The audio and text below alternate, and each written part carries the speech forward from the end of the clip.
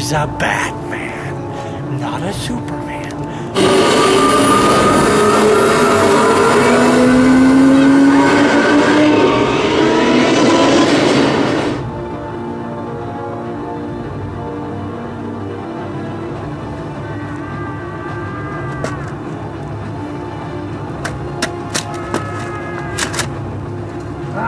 Come on, I want you to do it. I want you to do it. Come on. Come on, hit me! Hit me! Hit me! Hit me! Come on, I want you to do it! I want you to do it. Come on, hit me! Hit me! Hit me! I want you to hit me!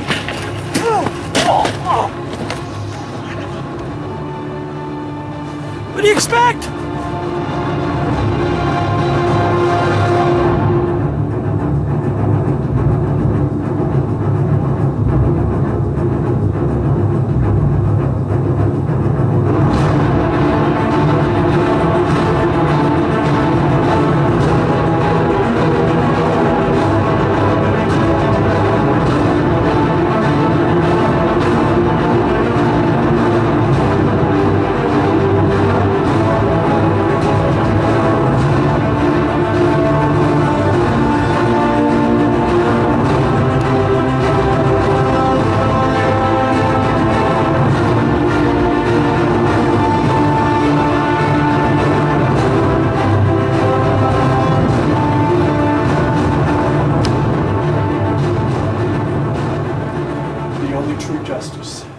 Unwavering, unbiased, fair. Why so serious? Introduce a little anarchy. Upset the established order, and everything becomes chaos. I'm an agent of chaos. Welcome to the Batman Movie Badge! I'm Lazerdude 99. And I'm Chrisfilmbaker 123. And today we're reviewing The Dark Knight! That's right. Starring Christian Bale as Batman, Heath Ledger as the Joker, Gary Oldman as Commissioner Gordon, And throwing Maggie Gyllenhaal in there Megan as well. Gyllenhaal's Rachel Dawes, and Aaron Eckhart as Harvey Dent, aka Two-Face. So, Chris, when did this movie come out, if I didn't know? 2010? No, that's Inception, 2008. No! 2008, that's right, I was in film school. 2008, The Dark Knight came out. I remember when this came out, I was at camp, and I was so kicking myself because it came out like a week while I was at camp, and I couldn't see it because I was working, and I was just so mad that everybody else in my family basically got to see this movie before me. But, of course, I got to see it twice in theaters, and it is, in my mind, the best Batman movie, but we'll get to that. So, the story of The Dark Knight. So the movie starts out with Joker about to commit a crime. We don't know where he is. We find out he's in a bank. He's robbing Gotham for all it's worth, basically. And we don't see him. We don't know where he is. Everyone's talking about him, but we don't get to see him. And I was, of course, like the whole audience, I was a little bewildered on, okay, what's going to happen here? You know, it's already, Joker's already committing his crimes and everything. And when's he going to show up? And then he shows up. And you're just like, oh my gosh. Think you're smart, huh? The guy that hired yous, he'll just do the same to you. Oh, criminals in this town used to believe in things. Honor, respect. Look at you. What do you believe in, huh? What do you believe in? I believe whatever doesn't kill you simply makes you stranger.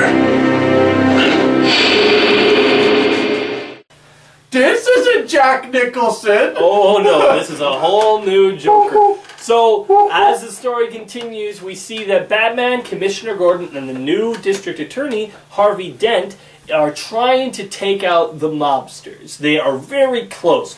They are just have the one money handler of the mob, and they're trying to get them down. and trying to destroy the mob. But in comes the wild card, the Joker. And Joker, who is played by the late Heath Ledger, he is an embodiment of chaos, bringing the city to its knees and in complete and utter dismay. Oops! I was gonna have the cops on their knees. Well, they weren't bowing before him. That's not what I meant. Oh well. Whatever. But the Joker and Batman has to figure out how to stop the Joker, and then we have the humongously tragic backstory of Two-Face, or Harvey Dent, who becomes Two-Face, played by Aaron Eckhart. Actually, that's the Penguins theme song. Yeah, what? Anyway, I don't think we can really talk about The Dark Knight without mentioning, of course, the death of Heath Ledger. This was his last full performance. He had one other movie, The Imaginary Dr. Parnassus, but his acting was only half done in there. I did watch. But this was his full performance that he had done, and getting right down to it, this is the best interpretation of Joker in my opinion, and probably opinions of very many Bat fans.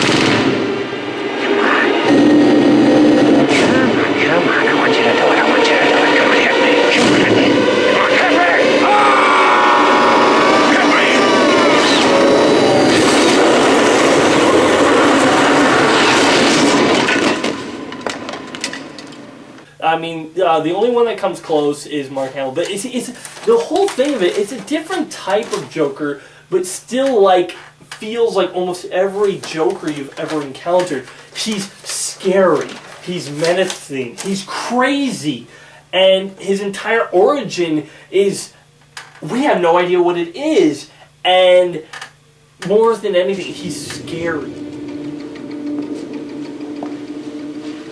So, dead? That's 500. How about a lie? You want to know how I got these scars? My father was a drinker and a fiend. And one night, he goes off crazier than usual. Mommy gets the kitchen knife to defend herself. He doesn't like that. Not one bit. So, me watching, he takes the knife to her, laughing while he does it. He turns to me, and he says, "Why so serious?" He comes at me with the knife. "Why so serious?" He sticks the blade in my mouth. Let's put a smile on that face.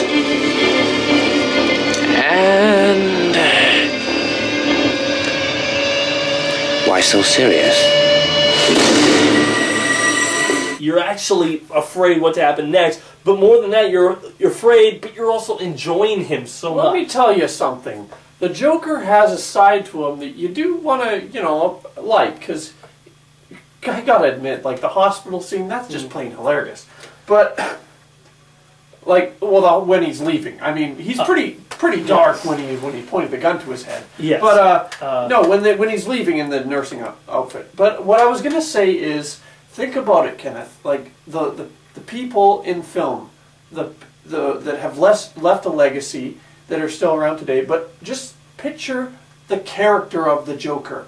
Every person in this world now thinks of the Dark Knight's Joker. They don't think of the old TV show. They don't think of Tim Burton's. They don't necessarily even think of the animated series. Well, they will remember Heath Ledger's Joker. Definitely. Because he changed everything. Now our generation has changed. So people aren't going to quote him by that. Do you remember how confused people were when I don't know, but I'm going to have a taco. Because I'm hungry. Sure, why not? Let's go get tacos. Anyways, but you remember how confused people were when they said Heath Ledger as the Joker? Come on, that's never gonna work. I tell you, I was convinced when Nolan said, I chose him because he's fearless. And I was like, yep, that sounds about right. You know, you always have some people that will say, no, nobody else can do that role. Let's have Jack Nicholson do it again. I mean, a lot of people said nobody can beat Jack Nicholson, so let's just have him do it again. Not taking into account that the guy's like 50 years old at the time or something. I was thinking it would be a good idea for Mark, because some people said that. But yeah, I don't think Mark Hamill has the look for the Joker. He has the voice, but not necessarily the look. But you know, it took one teaser trailer to get everyone on board. Mm-hmm. You know, we didn't even see the Joker. All we saw was the burning bat symbol and heard the Joker's voice. And from then on, we were all, I think most of us were all hyped for it. Mm-hmm. Let's talk about the returning cast. We've got Michael Caine. We've got Mr. Morgan Freeman. We've got Christian Bale. Hockey pants! We've got Gary Oldman. Can't forget the good old Commissioner Gordon. See, at the center of this film, we have, besides the Joker, we have the ongoing mission of Batman, Commissioner Gordon, and Harvey Dent to stop crime in Gotham, to get rid of crime. And they're on this ongoing journey to do it, and they all band together. But it's like alliances fall apart, and throughout it, you know, Gary Oldman as Commissioner Gordon, you know what? I don't think anyone can top him. No one, because... Well, I think you've said that in Batman Begins. I know, but not only is he a good Gordon, he is the best Gordon ever. And I don't think even when, you know, give it, let's say about 3 years when they reboot the Batman franchise, no one's going to be able to be as good as Gary Oldman. But, and they gave him more to do in here, and he's more involved in the plot, and he's handled really well. Michael Caine as Alfred is really good. Still, I mean, he has a lot of cool speeches in here. Yeah. Some men just want to watch the world burn. That line, some men just want to watch the world burn, it stuck with people, and it defined the Joker perfectly. It's an interesting thing when you think about it. Batman's the detective, right? Yes. He has to figure out everything about a person and figure out all the different clues. Alfred pretty much tells him that Joker is not a guy that you can reason with, you can bargain with, or anything. Or even understand his motives. Yeah, there's no reason. There's nothing. You Alfred can't tells him understand some people just want to watch the world burn. Yeah, and that's Joker. Yeah, it defines the Joker perfectly. And we even see why when he burns doesn't know why. Joker burns a pile of millions upon millions of dollars. That defines him perfectly. I want to talk about the bank heist sequence because I remember a lot of people saying, "Oh, it's so unrealistic that a school bus that came out of a bank, no one would notice it." But you think about it. Okay, you're driving a school bus comes out of the bank. You're like, oh my gosh, that guy just robbed a bank. I better call 911. But the school bus is already taking one left turn. Unless you're going to follow the school bus with the mad killer in it, with a busload of kids, I don't think so. I think you're just going to leave it alone. And, you know, I don't find it. But that entire opening scene is great for the Joker. But I think we should... it's so hard to talk about this movie without talking about the Joker throughout it all. Right. Everyone in the internet is going to be talking about Joker. Let's do something differently. Let's tackle what Aaron Eckhart did for Two-Face. Now you watched Batman Who remembers Forever. Tommy Lee Jones? Let's start this party with a bang! No. Oh. Now, really, when you think about it, we've never seen, except in the animated series, we've never seen Harvey Dent in action. This film shows him in action. It shows him as the district attorney. He understands what a district attorney in Gotham needs to be, so he's tough. And you know what? The thing I love about it, he's such a likable character as Harvey Dent. We laugh at his lines. We feel his situation. But the more pressure that he's like wrapped up in, the more responsibility, that apathy from Gotham just surrounds him. And he has to go so low because he doesn't know where else to go. And after that horrific accident, which, by the way, the CG work on that face, fantastic. Two-Face, Harvey Two-Face. Why should I hide who I am? I know you tried to warn me. I'm sorry. Words picked you up. Was he working for them? Do you know who picked up Rachel? Harvey, I need to know which of my men I can trust. Why would you listen to me now? I'm sorry, Harvey.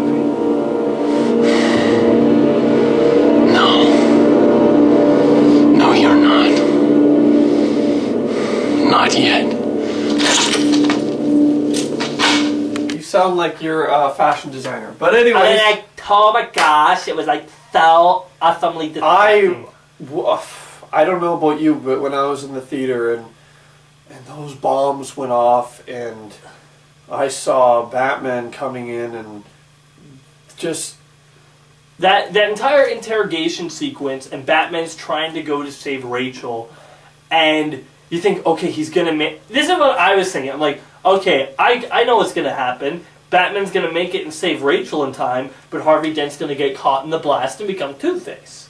You know, that's what I was thinking was gonna happen. And then when the doors open and Batman's in the same room as Harvey Dent, you're like, holy crap, of course the Joker would lie. Why would you believe the Joker? Of course he would lie straight to your face.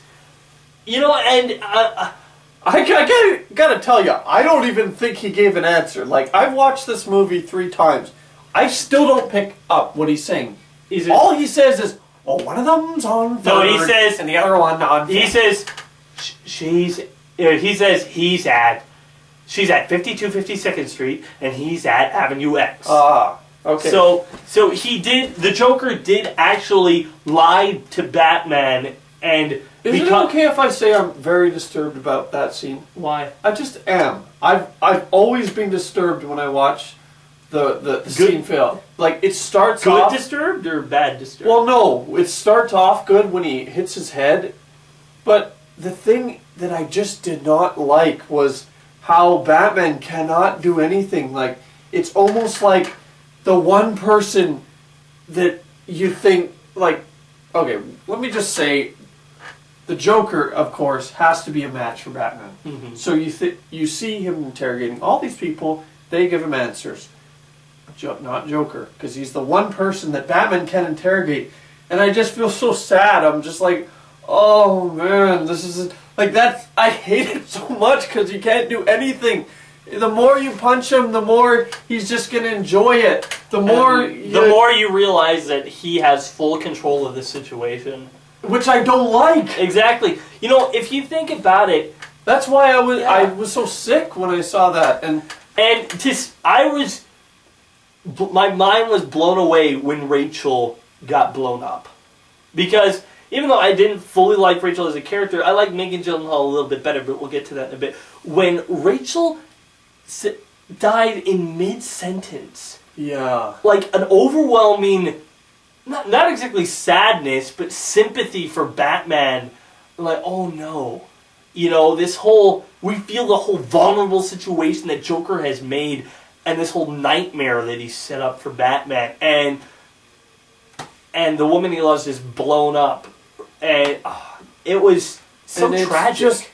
I couldn't believe it. And, like, it was a good twist that they had Harvey Dent, of course, basically dating Rachel, but I don't know if I want to go into that yet, but I'll just say it gave Harvey a reason to hate Batman when he came in to save him. Like it's terrible because he's trying to pull him out of the wreckage, and then flames start up and Yeah. lights his face on fire. You see, It just goes so dark. that scene is so great because you see Batman running as fast as he can for the room, and then he breaks open the door, and you see a moment he stops. He doesn't move because well look, and he bumps it, and he realizes it's Harvey. He doesn't move because in that moment he knows that the woman he loves is gonna die. That he's not. That, Wow. And then of course he goes into action and saves Harvey because it's the only thing he can do at that moment. But it's. Anyways, now I don't know. I'm throwing this out here. The whole scene where the guy's like, I feel something in my chest. We don't know how he gets this. The guy who's like, my chest hurts or whatever he says. Like, we don't know how this happens. Like, we don't. That's the one thing I was missing. I didn't get to see certain things in the movie. Well, if we're going to talk about the maybe things that we didn't fully like. Yeah, let's get those out of the way, and then we can get back into the good things. Well, the biggest problem, I think, with the film, not that there's any big problems story-wise, but there's one big plot hole. It's in the scene where Joker comes and raids Bruce's fundraiser. There's the part in it where Rachel gets pushed out of the window by the Joker. Batman goes and catches her. Now, a lot of people complain about the falling scene and how they should have died, but we see clearly that Batman had one of his wings open so he could at least partially glide to slow their fall down. But the thing is, after they land on the car, the next shot is to Harvey Dent at the police station. So how did Joker get down from there? How did Joker escape? Now, I looked at the scene and I thought there's a way, but the thing is, it's not explained. Like, Bruce flew a helicopter to the top of that building. Yeah. And so it's possible that Joker could have taken that helicopter and escaped that way. Which would have been nice to see. But yeah, it would have been nice to see. I don't want to have to speculate on that. That's a kind of a big deal when you don't know. It's just like they did in how The Dark Knight should have ended, where Rachel says, well, you're going to go up there and get the Joker? Nah, I'm sure everything's fine. I mean, it's just like, I don't know. That's the biggest... Don't you love how critics sometimes seem smarter than the people doing the work? And you wonder, like, when there's in movies, when you watch movies and you're just like, well, that was kind of obvious. Mm-hmm. You don't think about it. But you got to put yourself in the director's shoes. Mm-hmm. There's a reason for everything. Yeah. And if he didn't realize that, there had to be another reason. It's just like it probably time crunch, or it's just not necessarily wasn't in the story. Yeah. It just wasn't necessarily didn't end up on screen. Everything is pressure and galore. So that's why you want to have more than enough, so that when you lose that, at least everything's finished, right? Yes. That's why you have deleted scenes in movies. The only other problem I have is there's a scene where Batman's taking ballistics from this bullet that he found in a brick wall, but then I have no idea what he's really doing. I mean, he has another gun shoot bullets into other brick walls, but how does that help him find a fingerprint? I don't know. I'm sure doesn't he shoot that bullet into a brick wall? But why would he? But the bullet was separated into tiny pieces. I don't know. Confusing? It was. I wish that detective part of it was explained. Just like Nolan. Yeah. He can confuse you. Anyways, let's move on. You shared a little bit of that. I'll just share, and then we'll move on. Okay, the one scene that I didn't quite understand was, how does Harvey get captured in the first place? We see him, he gets captured, and then Batman's in the interrogating room. Where is he?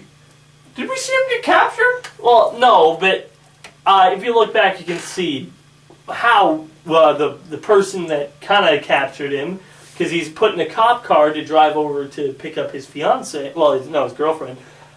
But then it's just, I think it's good that we see him captured off screen, because I think it tension builds up. Well, you see, the tension after that humongously great, awesome car chase sequence was raised high, and then you caught the Joker. So like, oh, everyone thinks it's time for a break now. Ease up on the tension. We do have a little bit, and Joker say, "Hey, now you're going to be police commissioner." He goes home. Everything's hunky dory. and then he gets a phone call. And he has to run straight back, and you're thrown right back into the mold again. Yeah. Which is I like about this movie. Other than that, there, most of it was all right. One more thing.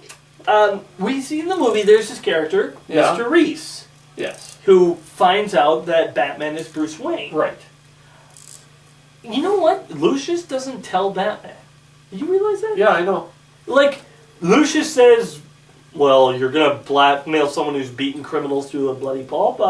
Good luck with that. Yeah, good luck with that. Well, the next scene, Lucius is with Bruce Wayne, but he never mentions it. That's one You thing. think that he mentioned, by the way, one of our employees knows your identity. That's one thing that was a little time crunch. They had a slight conversation with Bruce and Morgan, but They never mentioned not that. Bruce and Morgan. I meant Bruce Wayne and Lucius.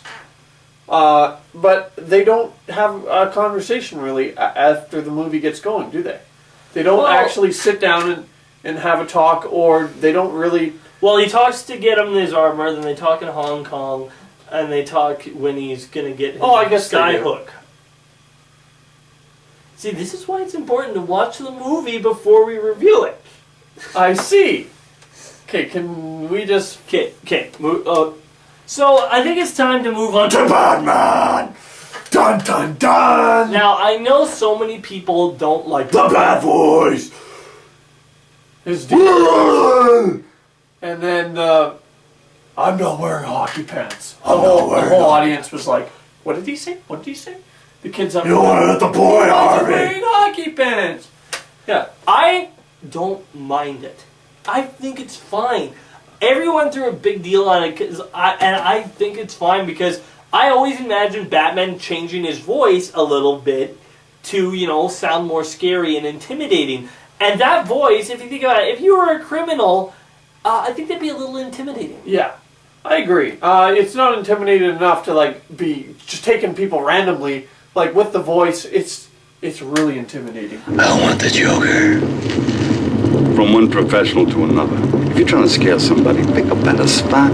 From this height, foe wouldn't kill me. I'm counting on it. Oh!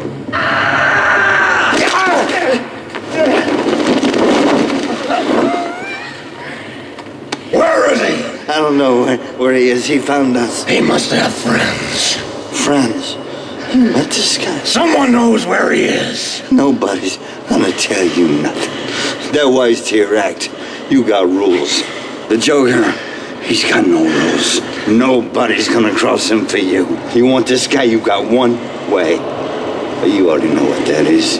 Just take off that mask. Let him come find you. How you gonna let a couple more people get killed while you make up your mind? I think true enough, though, for The Dark Knight Rises, and it probably would be a good idea to try to make his lines sound more understandable. Because he had that voice in Batman Begins, and it wasn't, and we could understand him fine. It's his, in this one, he was more yelling his lines. Right, absolutely. And I just want to say, this is the one movie I think we've ever seen, where we see Bruce Wayne cry. Or do we see him in Batman Forever?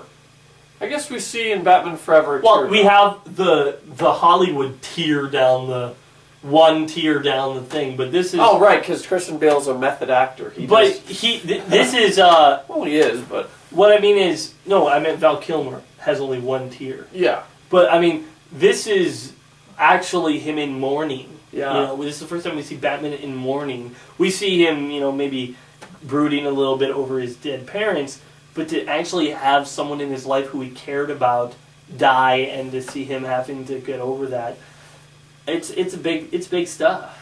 I know, and I'm just saying, I do like Christian Bale, but I prefer Batman's rage more than his tears. I'd like to see from tears to rage. Well, we got his rage in the interrogation scene and other stuff. Well, what I'm saying is, in the animated series, when something like that happened, he destroyed the Batcave. I see what you mean. He was so upset.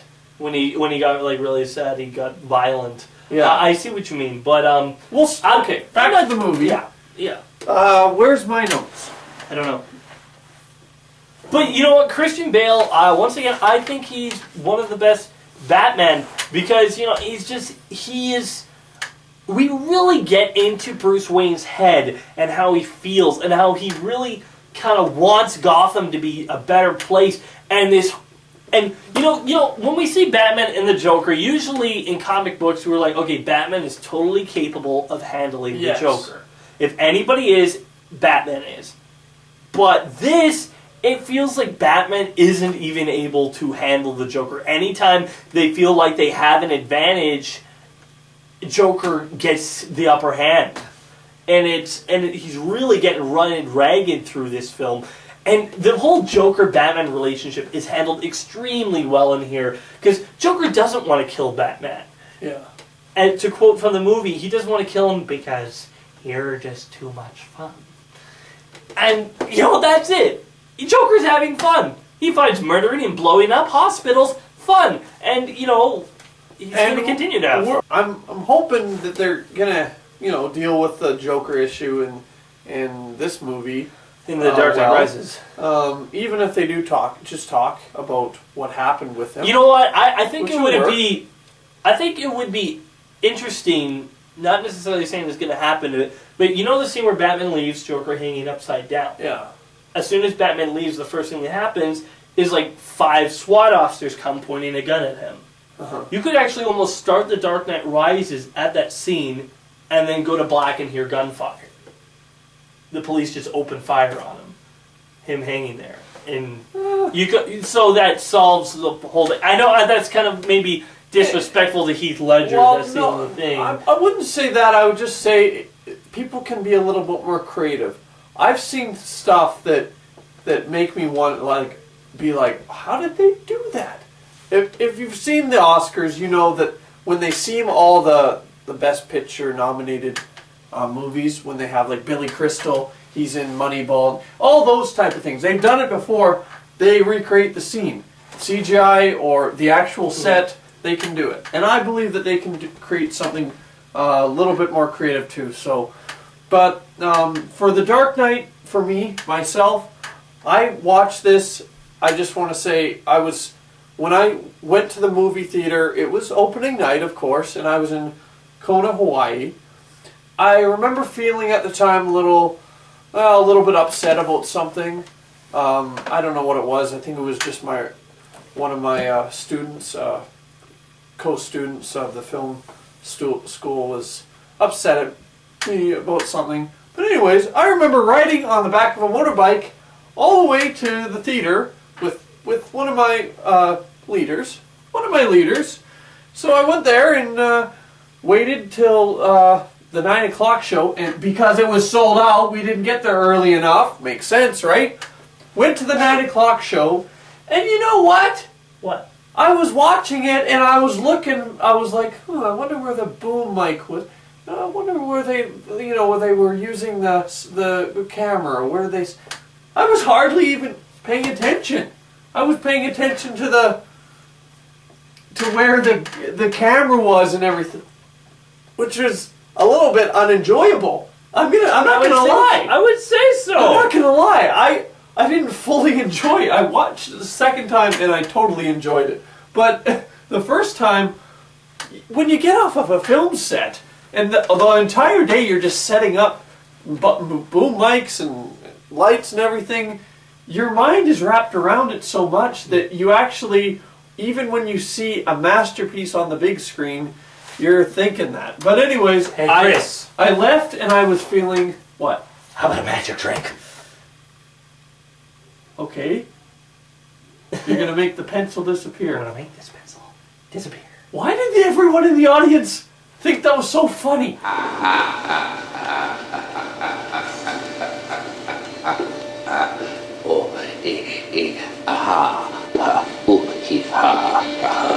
And I thought my jokes were bad. Give me one reason why I shouldn't have my boy here pull your head off. How about a magic trick? I'm gonna make this pencil disappear. It's gone. It's not that it was funny. It was an awesomeness horrible. That was so horribly awesome. You know? So they were laughing like, oh my gosh, did Yeah, he it was. really do Come that? on, everybody was stunned by that. Okay, and I know you were like disgusted by it. I was a little disgusted. It's gone. The thing though, okay, I'm not going to talk about Batman too much. I'm just going to say the thing was it was slowly increased. You know, like with Heath, it was just like boom right there. I don't know actually. You know, I thought that when there's certain moments. What I mean is like when Heath Ledger first comes in, he feels almost like a little cowardy. You know, like he has the grenade strapped. He's like whoa, okay. And then, then he kills the mob boss. Yeah. But then you see that everything is in his hands. And then by the end of it, he's like in total, that's the entire city in chaos. Yeah. I want to say the one scene I did enjoy, the both ships. The ferries. And Batman and Joker duoing it out, just like always. While two ships with hundreds of thousands of people on it are possibly going to blow each other up. I don't know what excites me more, just watching a Batman movie or watching one scene where Joker and Batman are actually fighting. I'm not talking about the interrogation scene. That's not really a fighting scene. But when Joker and Batman are fighting, just like when they were fighting at the party, but more or less the climax. Yeah. I loved. Because the attentions are so high. Just taken right out of like comics, like you can see it. I'm glad you say that because a lot of stuff in here, not exactly the Joker stuff, more the Two-Face and Commissioner Gordon, Harvey Dent, and Batman stuff, is taken from The Long Halloween. It's you can even see certain panels are actually taken straight out of the comic book and onto the screen. But yeah, I got what you're saying. It's just Batman and Joker going at it, and the eyes. Yes, always. Those eyes in the with Batman is using that just reminded me so much of Batman's eyes in comic books, the glass eyes when Batman is looking through the sonar and stuff. That just reminded me so much. And I just love the scene where he's like, you want to know how I got this scars? No, but I know how you got these. But I totally thought they were going right for his chest or his neck or his face. Yeah, but yeah, and then he's upside down. He's hanging upside down. And you know what? Even when he's hanging upside down, an entire SWAT team is after him. Joker was still in the control because he had the ace in the hole, Harvey Dent. Exactly, and I love that because Batman, it was just the way it is. It's even when he wins, he loses. Exactly, and it's like, oh, it's Joker. What have you done? It's he can't do anything, and that's what makes the scene right after that so dark. And the Two-Face scene is so humongously tragic. It is tragic. The music in there is my favorite. Like Hans Zimmer's scores for this, each one of them hits their notes perfectly. I gotta say though that I thought the animated series Two-Face was a little bit more tragic, but I do want to say that this was tragic too because he dies. I was like, he's gone? No! Two-Face! I thought you were going to be in the next one! Yeah, I did too. I thought he was going to... I thought he was going to have his man behind him. Handle it! Okay, sure thing, Two-Face. What can I say? I love Gotham for and we its love mobs. Two-Face. I just want to see more mobs. You think I want to escape from this? There is no escape from this. You don't want to hurt the boy, Harvey. It's not about what I want. It's about what's fair! You thought we could be decent men in an indecent time. You were wrong. The world is cruel, and the only morality in a cruel world is chance. Unbiased, unprejudiced, fair. His son's got the same chance she had. 50-50. What happened to Rachel was a chance. We decided to act. We three. Then why was it me who was the only one who lost everything? It wasn't. The Joker chose me because you were the best of us. He wanted to prove that even someone as good as you could fall. And he was right. Well, who knows what's the next what is going to have in store for us with Dark Knight Rises? But Do you want to wrap it up? Yes, I just want to say, Two-Face and everybody does their part in this film. Oh, we didn't talk about Maggie Gyllenhaal. Well, we sort of did. Yeah, but just I don't need to say too much. I just think Maggie Gyllenhaal was better than Katie Holmes, but you know, it was you know, her character was better developed, and still it wasn't too much of a thing. It wasn't, but you know, her scenes with Harvey Dent was really good. We really got chemistry between them. So yeah.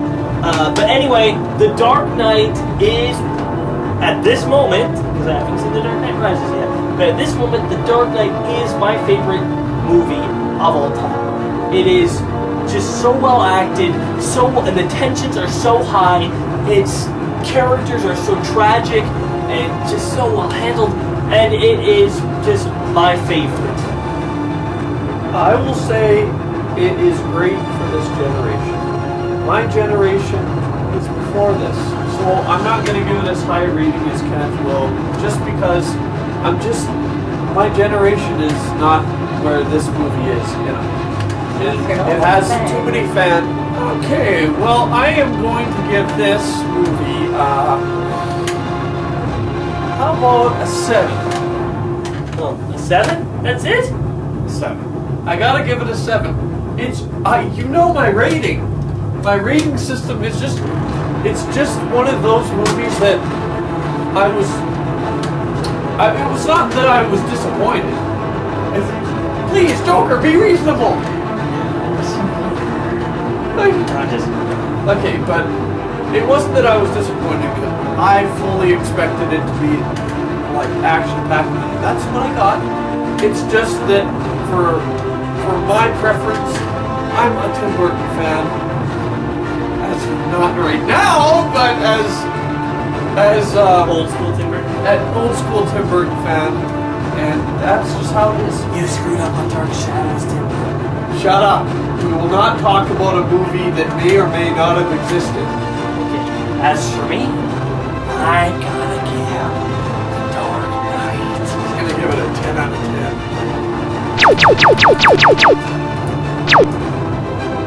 10 out of 10, yo! Hey, it's my favorite movie of all time. Yes, as of now, as of course I haven't seen The Dark Knight Rises, but you know what? It's such a humongous leap from Batman and Robin, which is one of my most hated movies of all time. Why do you gotta bring that up? And Dark Knight, one of the most favorite movie of all time for me. And this is officially my first 10 out of 10 rating that I've given a movie. And because I took away my Inception 10 out of 10 and gave that a 9 out of 10. But you did, eh? You like to do that? And we rewind it back up and you don't know what you want.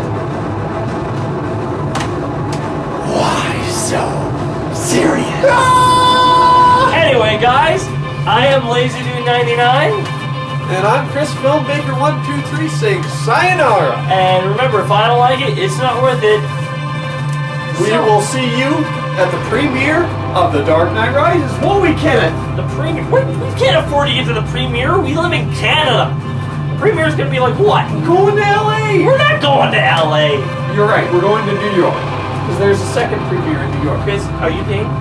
Yeah. Oh, okay, I'll go. We gotta go. What about our family reunion? You want to see Gary Oldman or what?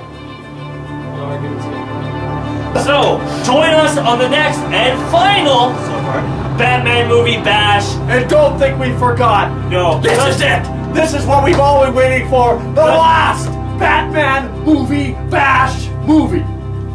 The Dark Knight Rises. Oh yeah. Only in theaters. July 13th. 20th. Don't think I forgot. It's 20th. July 20th.